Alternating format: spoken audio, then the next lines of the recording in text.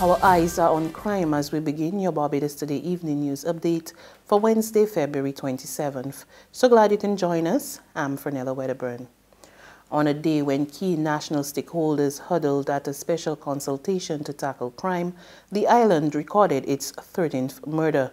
Around 11:50 a.m., a man was shot multiple times on the compound of Wayne's Variety Shop at St. Martin's, St. Philip.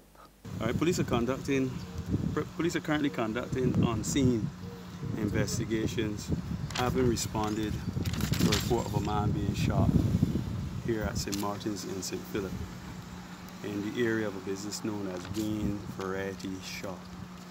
On arrival, it was discovered that the victim had already left the scene by private transport to get medical attention. It was later learned that he was pronounced dead on arrival at the Queen Elizabeth Hospital. This allegedly or reportedly occurred about 11:50 a.m., today being Wednesday the 27th of February 2019. As you can see, the immediate roadway has been closed off to protect the scene, and we have police officers who are regulating the traffic around this area. Our police investigations are still very much at a sensitive stage, and I can say the victim is a 35-year-old male. The identification and further information will be given to you and the general public when we can do so at a later stage. We will update you, for sure. Two eyewitnesses who did not want to go on camera also spoke to Barbados Today. Nobody got me. One shot to kill nobody. Two, that was 12. These people live in this area? But I can tell I went down by ground. Okay. But you, I had the shivers, the sweats, everything. But Jenny, what are you trying to like? It happened up there, but I thought it was like more like if you could hear it up here. That's the reason I look to see which direction the fellas gonna run. So I like when you see the one body running come across. Right here. So. Okay. The man had a gun? Oh, you know, cut up, I get up and say, let me shut the door. The media too. Guys don't say policemen got so the police gotta come back to here checking the door do no more. The door do no more. Only when something happens. Despite this latest incident, Deputy Commissioner of Police Erwin Boyce insisted that there was no crime crisis in Barbados. Armed with statistics, he admitted that murders for the first 2 months of the year increased by 200%, but serious crimes were down when compared to last year. He, however, admitted that a new wave of fear has shrouded the island, and this was cause for concern. According to Boyce, as of February 23rd, there were 12 murders, compared to 4 for the same period last year, and 7 of those have already been solved. Major crime is about 21% lower than it was for the same period in 2018. I'm almost clapped. In absolute figures, we have seen 60 less serious crimes for the year. Yes, murders have risen by 200%, from 4 over the same period in 2018 to 12 in 2019. However, crimes such as robbery, aggravated burglary, and theft from the person, as well as residential burglaries, have decreased over the same period. Other crimes included drug-related offenses, public order breaches, minor assaults have in fact shown an increase, and the increase is in the tune of 16%. Overall, major crime is down 21% when compared to the same period in 2018. These include murder, manslaughter, robbery, endangering life, serious bodily harm, and sexual offenses, including rape. Meanwhile, Anglican Bishop Michael Maxwell has blamed the current crime situation facing the country on society's move away from God and the failure to address problems facing the nation's youth.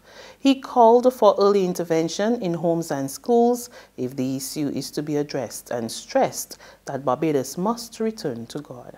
I firmly believe that we are basically faced with a situation where Almighty God and the things of God are no longer taken seriously, no longer acknowledged and regarded as important, and hence the economic, the social, and the moral issues facing our nation as a result of that. In other news this Wednesday, the NUPW is anxiously awaiting word from government on the next round of layoffs on the Phase 3 of the Barbados Economic Recovery and Transformation Program.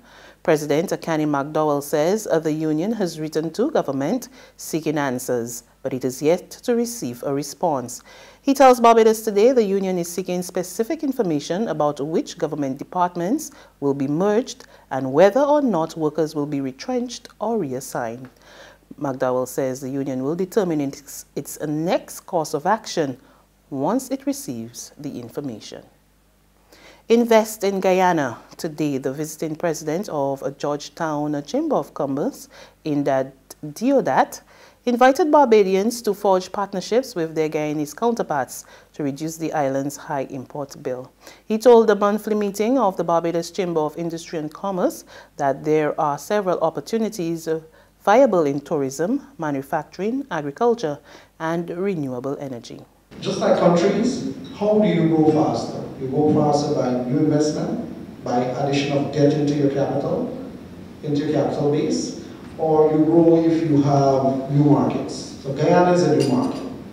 And for companies as yourselves, if you fight fires with your own business right now and you don't have the capacity to expand, you might not start to look at how you're going to expand.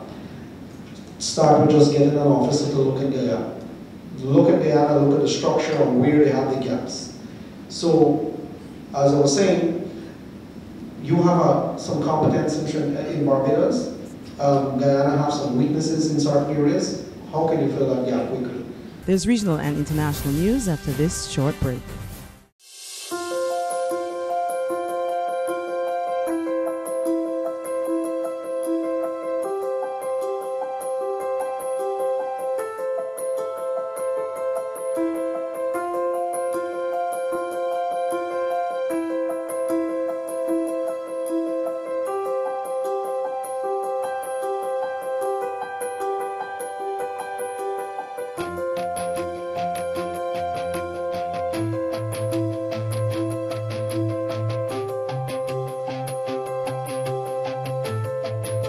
Barbados Today, news you can trust.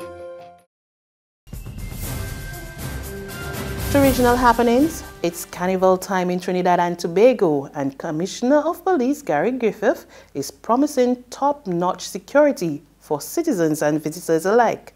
He's, however, asking revelers not to entice his officers to party on the streets. Let us try also, I ask the public, try to avoid whining on my police officers, please. So when you go on the savannah grass, you could try to avoid, if you have to pick up something, do not pick up a police officer. And let us all work together to make this the safest carnival in the history of Trinidad and Tobago.